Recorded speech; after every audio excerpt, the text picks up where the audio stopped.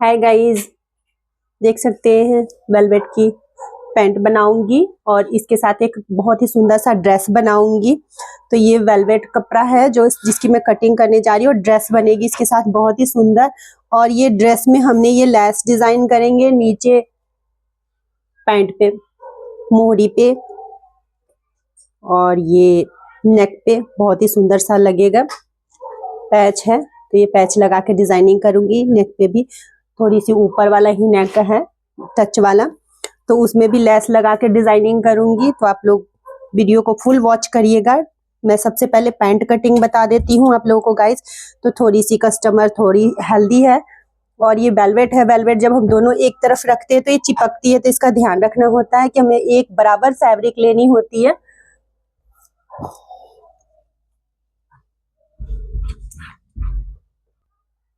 तो गाइस सबसे पहले पैंट कटिंग करने के लिए हमने यहाँ पे लेते हैं वेस्ट।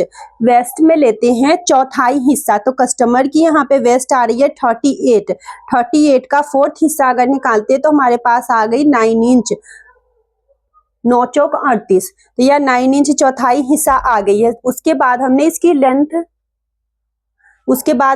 लेंथ चेक करेंगे। लेंथ चेक करने के लिए उसके बाद हमने गाइज यहाँ पे लेंथ लेंगे। लेंथ कस्टमर की आ रही है यहाँ पे 34 में हमने सबसे पहले कर लेंगे नीचे का हिस्सा फोल्ड मार्जिन। और ये गाइज मैं बता दूं तो फुल इलास्टिक वाली है।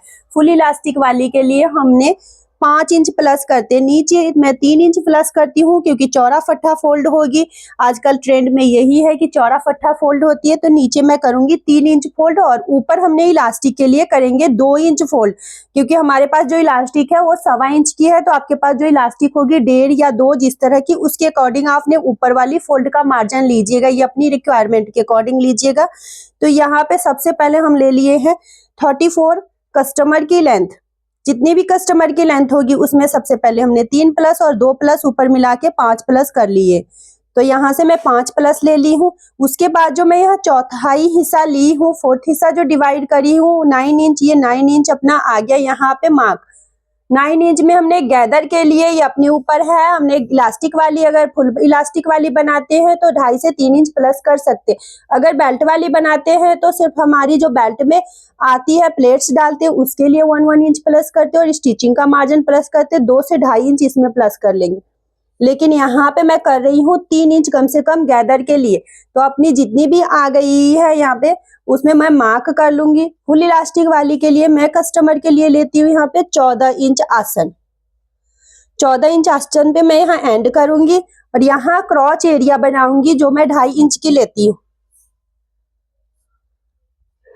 ये 2.5 इंच। अब यहाँ पे इसकी थाइस देखूंगी, पट देखूंगी कितनी इंच आ रही है, तो 16 इंच आ रही है। क्या हमारा यहाँ पे 16 इंच है तो ये 15 इंच आ रही है। फिर हमने बैक पार्ट भी प्लस करेंगे। 15 इंच इसका एक्चुअली आ रही है, इसमें हमने बैक पार्ट भी प्लस करेंगे। 16 इंच इसकी 32 इंच में थाइज रेडी करके दूंगी। क्रॉच एरिया को हम इस तरह से घुमाएंगे, ये देखिएगा इस तरह से घुमाएंगे, गुलाई इस तरह आएगी।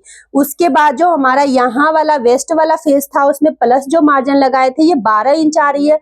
12 इंच सेम मैं नीचे लगाऊंगी मार्क। वीडियो को फुल वॉच करिएगा ताकि आप पैंट की कटिंग देख सकिएगा। अगर फुल वॉच नहीं करिएगा तो पैंट की फुल कटिंग आप लोगों को नहीं दिख पाएगी। यहाँ पे थोड़ी सी कपड़ा निकल रही थी जिसको मैं साफ सुथरे से कटिंग कर ली हूँ। 12 इंच यहाँ पे मेरा नीचे आई है। 12 इंच का मैं हाफ निशान करूंगी यहाँ पे, हाफ मार्क करते हुए। उसके बाद हमें कस्टमर की मोहरी देखेंगे कि हमारे पास मोहरी कितनी दी हुई है नीचे फोल्ड के लिए। तो यहाँ पे आ रही है 11 इंच। जहाँ पे मेरी मार्क आई है हाफ 6 इंच, तो 5.5 मेरी इस तरफ और 5.5 इस तरफ, यानी कि 11 इंच मेरी आ जाएगी। 11 इंच। लेकिन हमें स्टिचिंग का मार्जिन लेना है तो मैं इसमें ना लेकर के बैक प्लस कर लूंगी, क्योंकि 12 इंच तो मेरी पूरी यहाँ पे आ ही रही है तो शेप नहीं बनेगी। इसके लिए मैं 11 इंच ही कटिंग करूंगी। वीडियो अगर समझ ना आए आप लोग गाइस तो कमेंट करके जरूर पूछ सकते हैं। और चैनल में नए हैं तो हमारे चैनल को जरूर सब्सक्राइब कर लीजिएगा ताकि इस तरह की नई नई वीडियो देखने को मिलेगी। और ये देख सकते हैं स्केल किस तरह से मैं रखती हूँ।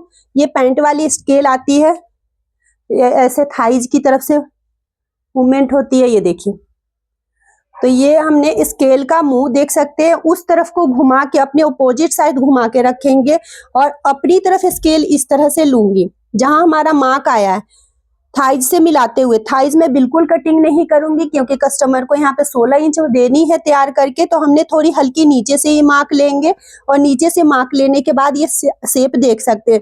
ये पैंट प्लाजो नहीं है गाइस, थोड़ी सी इसमें ओपन शेप है, नीचे को आ रही है। अगर पैंट बनानी है तो इसी तरह से हमने यहाँ पे नैरो मोहरी करते हुए और स्केल की सहायता से इस तरह से मैं मार्क कर लूंगी। तो नैरो करने के लिए थोड़ी शॉर्ट कर लेते हैं और ये थोड़ी सी ओपन ओपन ही है। अब ऐसे मैं कटिंग कर लूंगी। हमेशा ही हमने जब भी ये फोल्ड करेंगे तो कन्नी का सिरा अपनी तरफ होनी चाहिए और बंद भाग दूसरी तरफ अपोजिट साइड होनी चाहिए, ताकि हम दूसरे तरफ से जेब वगैरह निकाल सकते हैं।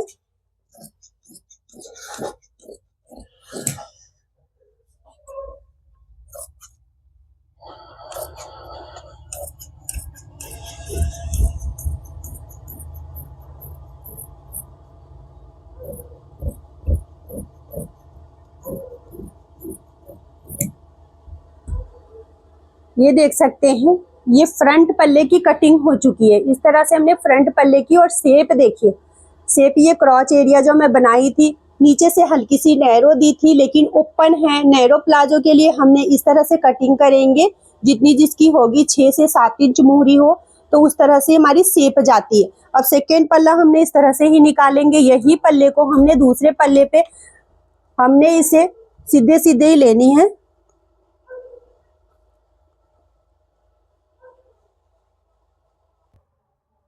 सो गाइस देख सकते हैं ये भी मैं डबल फोल्ड कर ली हूँ। डबल फोल्ड करने के बाद हमने ये सीधे में ही लेंगे, क्योंकि वेलवेट का होता है कि हिस्सा हमने अगर आड़े में लेते हैं पन्ना तो इसमें साइन की फर्क आ जाती है। तो सेम हमने ऐसे ही बराबर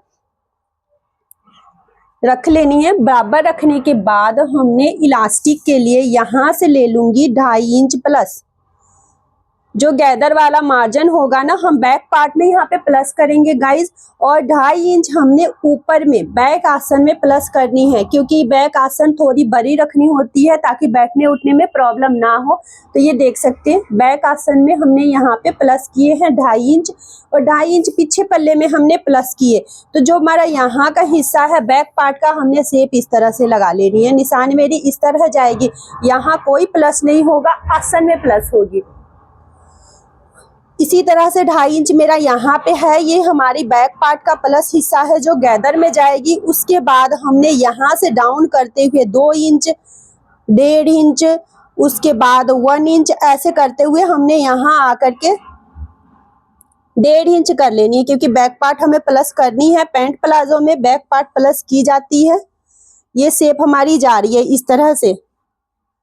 अब यहाँ से हमें देखनी है कि हमारा 16 इंच का थाइज बन रही है कि नहीं बन रही है। तो हमारी 16 इंच का आराम से बन रही है और स्टिचिंग का मार्जिन भी है हमारे पास।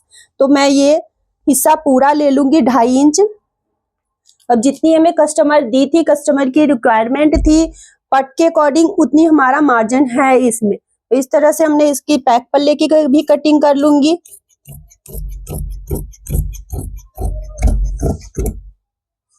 ये देख सकते हैं ये पार्ट ऐसे जाएगी हमारी, इस तरह से जाएगी।